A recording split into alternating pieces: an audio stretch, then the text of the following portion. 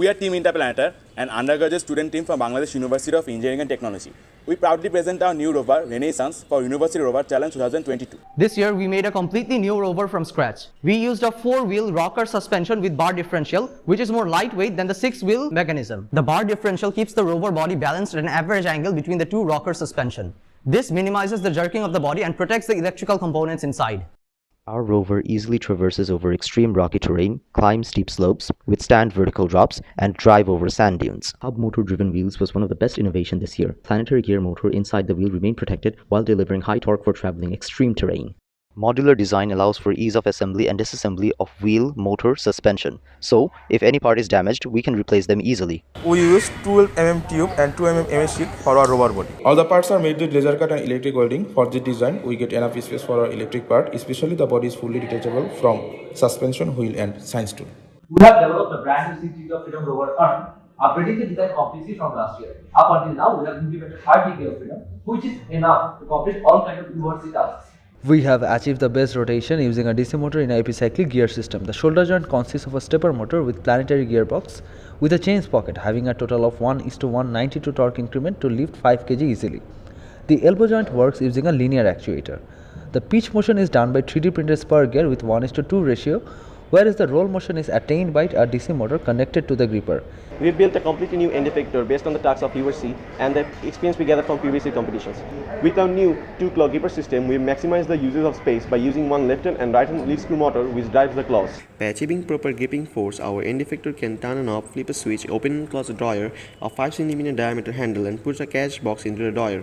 Our gripper can also undo a latch, tighten a screw, pick up and insert an USB and operate a joystick with ease. A solenoidal actuator is attached with our claw with which we can type on keyboard with precision. Our rover can pick up an object and pull an object with a rope and place it to a preferred location for astronaut ease.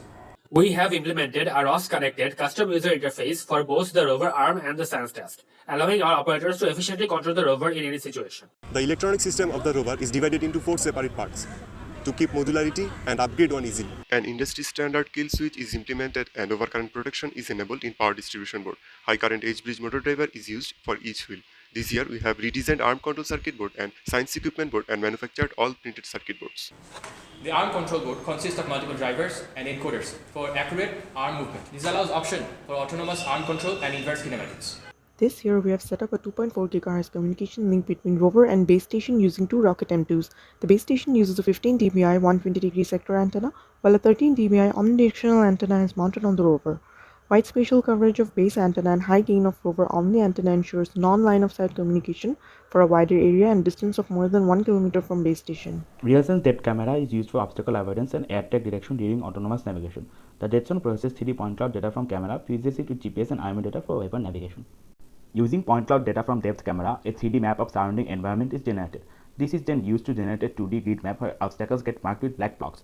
Path planning algorithm uses this map to plan a suitable path avoiding obstacles, which is shown in RV's window marked in blue. Directed air tags get marked on map and camera window. Using GPS data, real-time position of the rover is shown on map and weapon-based autonomous navigation is performed successfully. Science mission will involve onboard testing of various biomolecules to assess the absence and presence of organic life in soil and rock samples.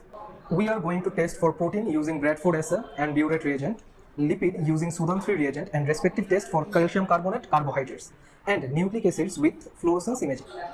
We will also conduct a highly sensitive ATP test using luciferin, which will help us to detect if there is an extant or extinct life in a soil sample. We will observe the color changes through a camera to determine the existence of organic life. We have conducted a dozen of experiments in the lab to test our methodologies. To examine rocks, we will employ a digital microscope to look for signs of fossilized or living microbial communities. We will look for endolith, hypolith and microbial colonies on rock surfaces to see whether there is an evidence of existing or extinct life. During the onboard testing for the biomolecules, no spill policy will be strictly followed. We have completely redesigned our soil collection device to keep it simple and detachable. It consists of 3 different scoopers for collecting at least 10 grams of soil each from different locations, preventing any sort of contamination. The scooper platform will move linearly with the help of an actuator of 300 mm stroke. In order to bring it towards the mixing chambers, a lead screw mechanism has been created on either side using 2 stepper motors and 5x10 couplers. In a fully retracted position, the scoopers can go up to a height of 200 mm from the rover body. The scoopers will drop the soil into the chambers through funnels where they will be mixed with water in proper proportions using micro water pump motors, which will then be passed into the test tube. We are very hopeful about Renaissance. See you at URC.